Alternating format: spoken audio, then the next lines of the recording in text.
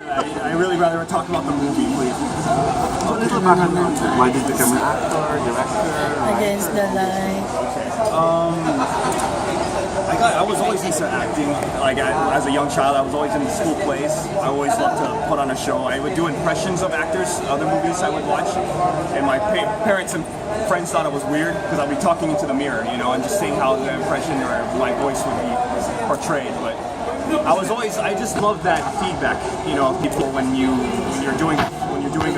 acting on stage or in a movie and you see them crying or you see them just some type of feeling or they're angry or laughing and you feel like so much adrenaline is in your body. So I really enjoyed acting, and then when I turned 13 or 14, I was like, you know what, let me try going behind the camera.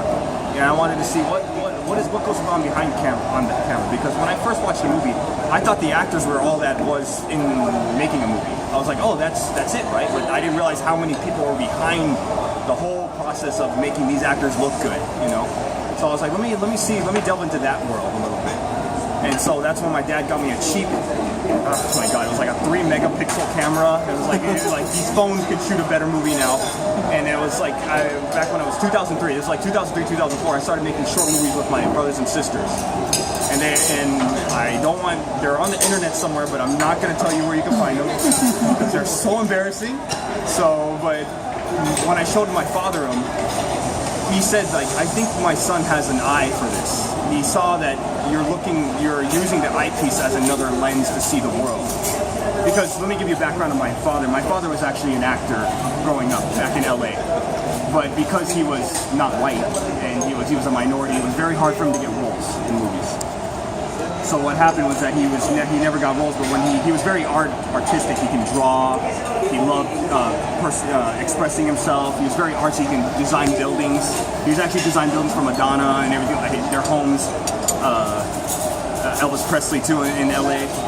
So what ended up happening was that when I came forth and he saw that I had the eye for the arts, he was like, oh, it's good, let me put all what I've learned growing up as an actor and an artist, let me put that into my son. He didn't force me to do it. He just saw that I was naturally into performing. And he's like, let me just see what we got here. And then that's when it started developing a little by little. And then I started going to, when I graduated film school, I was at UNLV. And one of the curriculum was actually they take you from UNLV Las Vegas and actually go and you shadow a Hollywood set. You go onto a Hollywood set and you learn from industry pros, whether you're PA or just a grip or something, or you just watch. That's all I did. Sometimes was just talking to the director. I was like, that's where I learned how to make movies, was in Hollywood, where in college when I was actually transported on a Hollywood set. And I was the youngest graduate at UNLV at the time. I graduated at age 20, and then that's when I told my father, I was like, I want to make a movie abroad. I want to try to break out abroad. I want to go in Asia, not in America. Because I feel like my heart's in Asia, even though my home's in America. It's because ever since I was young too, my father would take me to Asia every day because he's a businessman. He would travel and he's like, you know what? Let me get you cultured. Let me take you abroad to Japan. Yeah, exposed to that so you're not in your little bubble here. And then it'll help with your storytelling, your mindset, so you don't just feel like you're just one way of doing things. And then that's when I fell in love with Japan. I've been coming to Japan. I've been going to Japan. I now live there. I've been going to Japan once a year since I was age 11.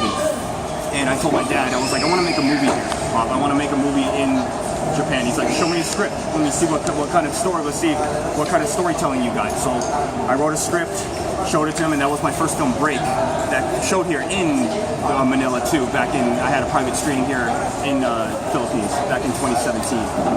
But I made that film with local talent in Japan. But I had to really hone them to take what I learned in Hollywood and apply it to Japan. So it's like a Hollywood storytelling, but just filmed in Japan. So that was my business model. Now that's what I'm trying to do everywhere I go. Is trying to take what I learned in Hollywood and take it to wherever I film, whether that be Korea, Philippines, Japan, Malaysia, everywhere. Where did the idea of the cross come from? Where the cross actually came from, when I showed Break here, we got involved with a local production company here called G Ward. G Ward, and Gory Vicuña was actually had a concept for the movie.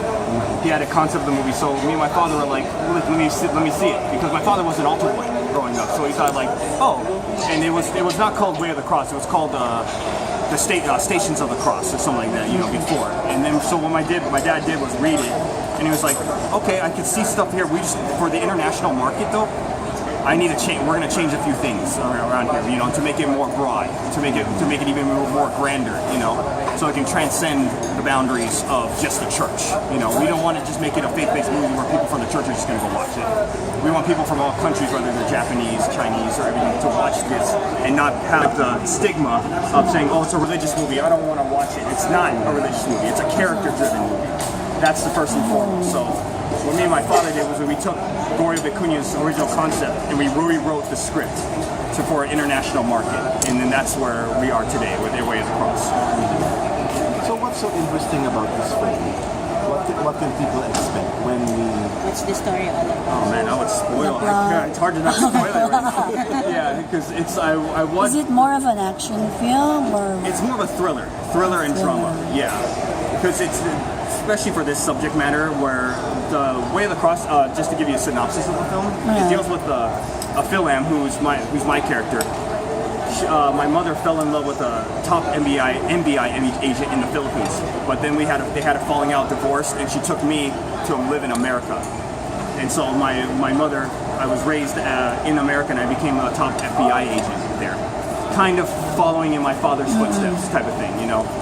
But I never had a relationship with my father. We were estranged, you know. He would only send me gifts on my birthday, Christmas, stuff like that. We never talked because of my mother's influence on me, type of thing. It was a bad breakup.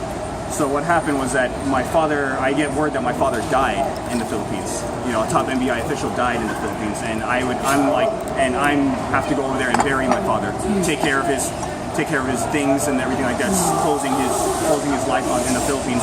Reluctantly, so I go, and then what ends up happening was that at the same time there's these strings of murders that are happening based on the Stations of the Cross. It's like a serial killer starts getting loose around in town in the Philippines, in a small town of San Antonio, Philippines, where serial killers killing people based on the Stations of the Cross. And based on my FBI instincts, I kind of get involved, but again, the NBI, because I have no jurisdiction in the Philippines. There is a pattern. Yeah, yes, exactly. I have no jurisdiction in the Philippines. I kind of clash with them too. So it's a culture clash too. I'm trying to bring my Americanism into here and trying to show like this is how we do it with the FBI, you know, NBI, but then it's a culture clash. Since the killings are based on, you say, the Stations of the Cross, yes. don't you think it will trigger some controversy? Because, you know, Filipinos are very conservative as far as When this connecting rituals with it. are concerned. Honestly, that's And why. are you ready for that? Are you Yes. ready for that? Honestly, that's why everybody asked me that, you know, too. And honestly, that's why I decided to make this movie here in the Philippines, because I was like, you know what? I know a lot of this. It's not, and it doesn't deal with like we're bad mouthing the church or in that way, or we're just trying to show we're using the church and religion as a backdrop for the characters in this story. So it's not like we're saying religion is bad or Catholicism is bad or anything like that. We're just like this is the backdrop of it, and then here Let's say it's the Stations of the Cross song. Yes. My father was an altar boy, and I love Jesus. And I love God. So if I said Station of the Cross sucked, this movie wouldn't have been made. So, yeah. So how did you choose the actors first?